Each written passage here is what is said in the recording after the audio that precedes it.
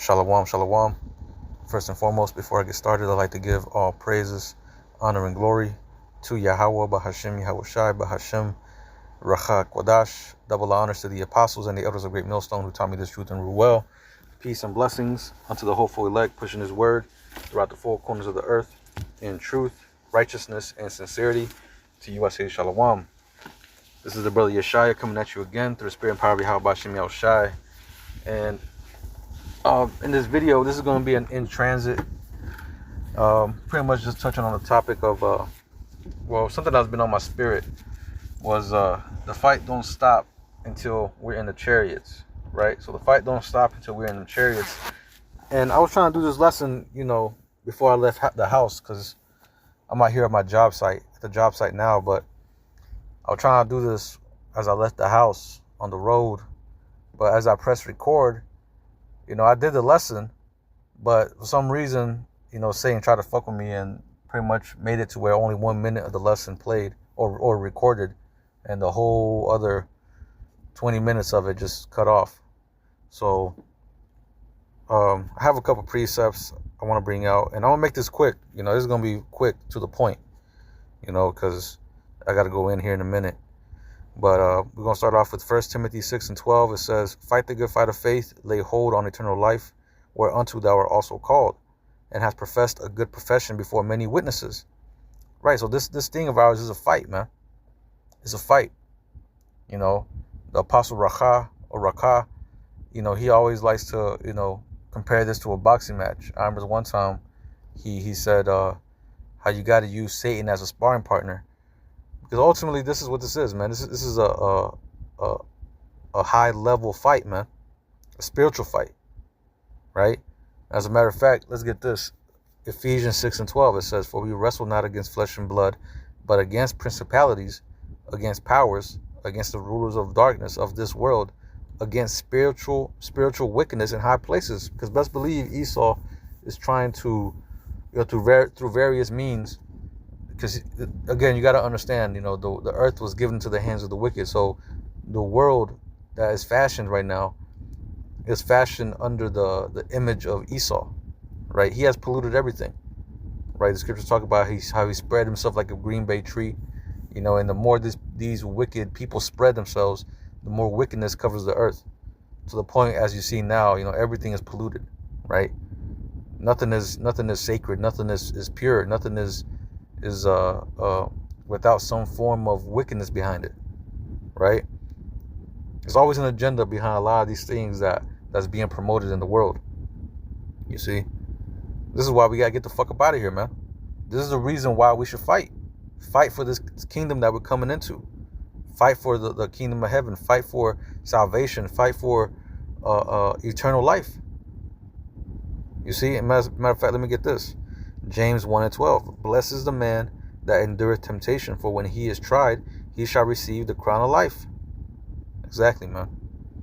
See, because there's a reward for this thing, man. This thing of ours that we're in, there's a reward waiting for us at the end, right? Just like any competitive sport, there's always some prize money.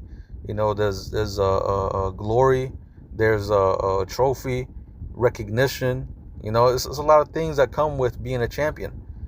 How much more with this thing of ours, you know what I'm saying? Being champions for the Lord. Being victors over this damn devil, man. You see? But let me finish this out. It says, "He shall receive the crown of life, which the Lord hath promised to them that love him." Exactly, man.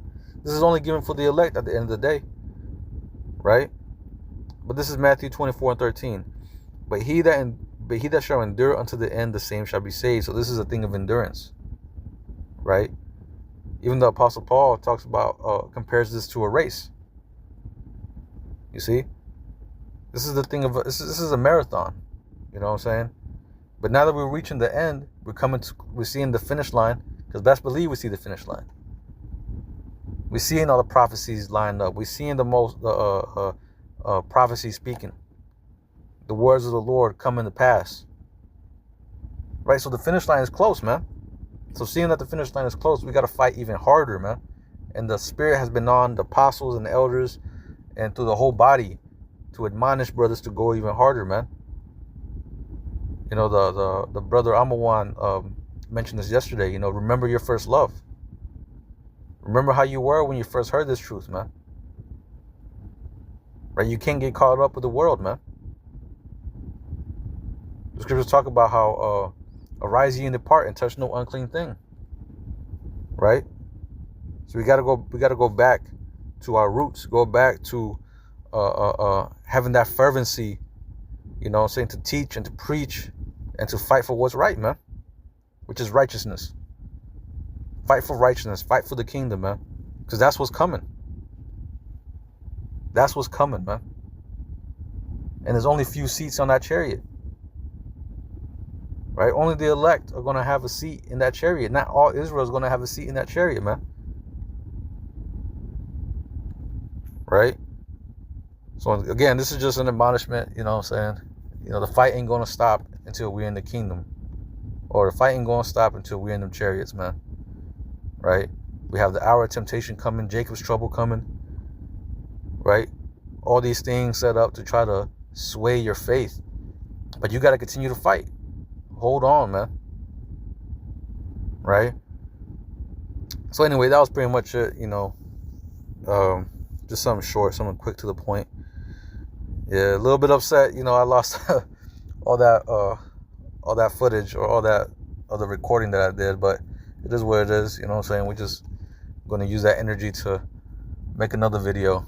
So Lord willing, this was edifying. I'm going to go ahead and close it out by giving all praises, honor, and glory to Yahweh Bahashim, Yahushai Bahashim, Racha Kwadash. Double honors to the apostles and the elders of Great Millstone who taught me this truth and rule well. Peace and blessings to the hopeful elect pushing his word throughout the four corners of the earth in truth, righteousness, and sincerity. And to the next time, I'm going to say Shalom, Kwam Yasha Allah.